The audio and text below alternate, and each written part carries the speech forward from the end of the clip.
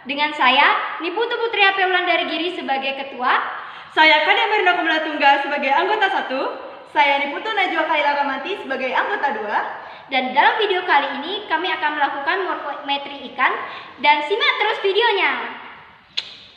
Morfometri ikan merupakan suatu studi analisis atau pengamatan terhadap morfologi ikan yang berkenaan dengan pengukuran bagian-bagian tertentu dari struktur luar tubuh ikan.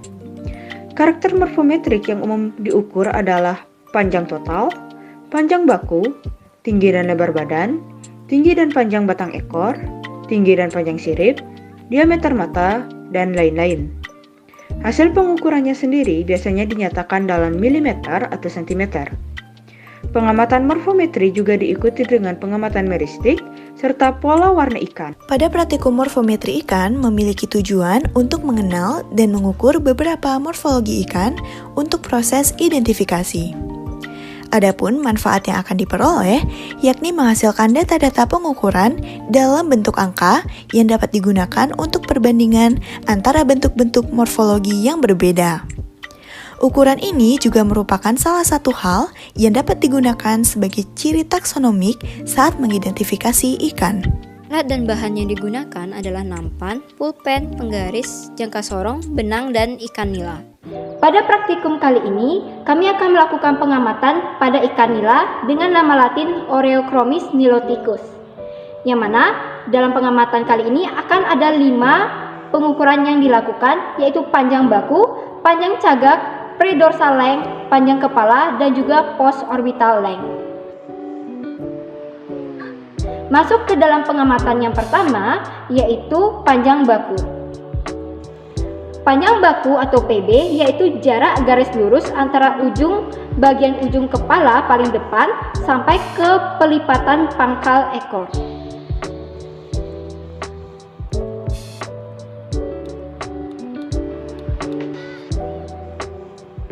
Setelah benang ditandai dengan pulpen, kami akan melakukan pengukuran dengan menggunakan penggaris. 13,2.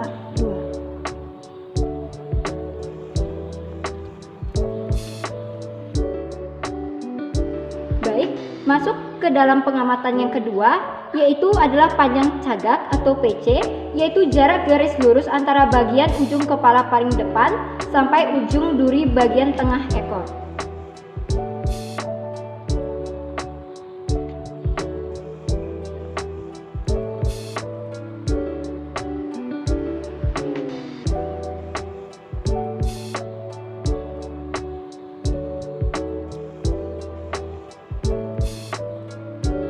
Setelah ditandai dengan pulpen, akan dilakukan pengukuran dengan menggunakan penggaris kembali.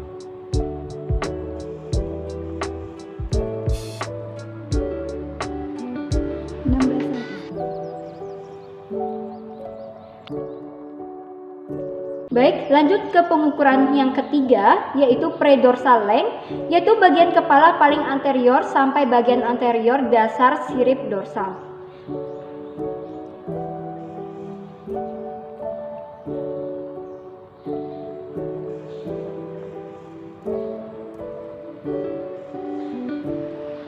Benang yang sudah ditandai dengan pulpen akan diukur kembali dengan menggunakan penggaris.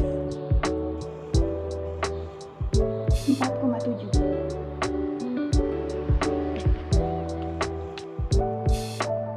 Baik, lanjut ke pengukurannya keempat adalah pengukuran panjang kepala atau PK, yaitu jarak antara ujung bagian kepala terdepan dari hidung hingga ujung terbelakang dari keping tutup insang.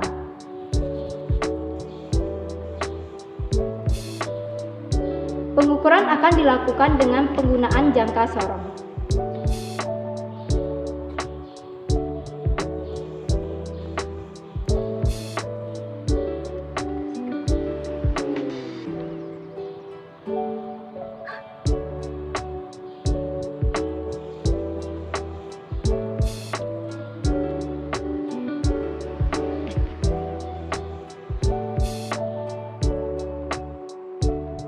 Pengukuran kelima adalah post-orbital length, yaitu bagian posterior dari orbit mata sampai bagian tutup insang paling posterior, yang diukur dengan menggunakan jangka sorong.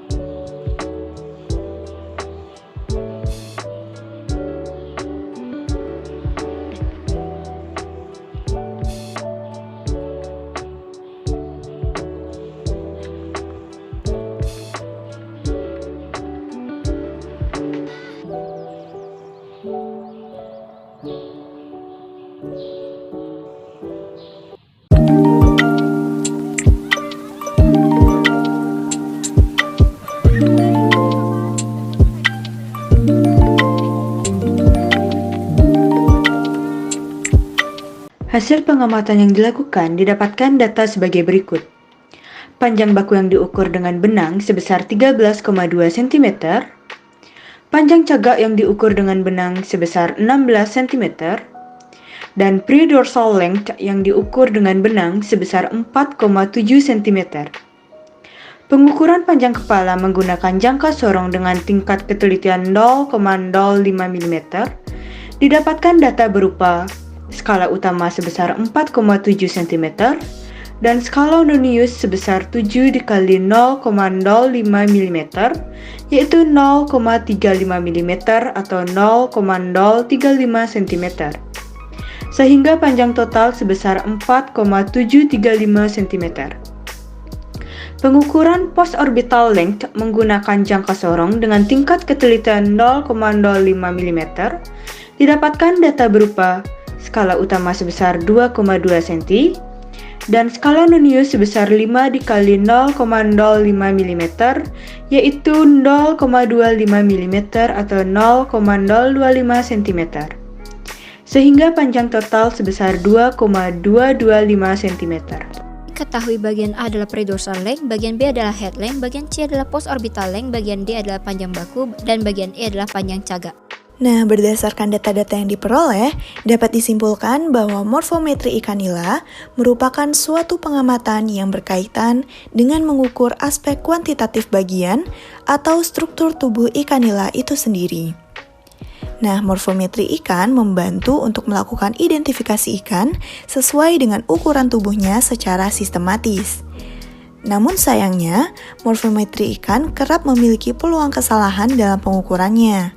Contohnya seperti kesalahan kasar yang terdiri atas kesalahan membaca, kesalahan mencatat, kemudian ada pun kesalahan sistematik yang kesalahan ini merupakan kesalahan yang berhubungan dengan alat seperti contoh rendahnya ketelitian alat ukur yang digunakan maupun kesalahan tak terduga seperti adanya getaran udara. Baik, itu dia tadi praktikum tentang morfometrik yang dapat kami sampaikan. Mohon maaf jika ada kesalahan yang disengaja maupun tidak disengaja. Kami ucapkan terima kasih.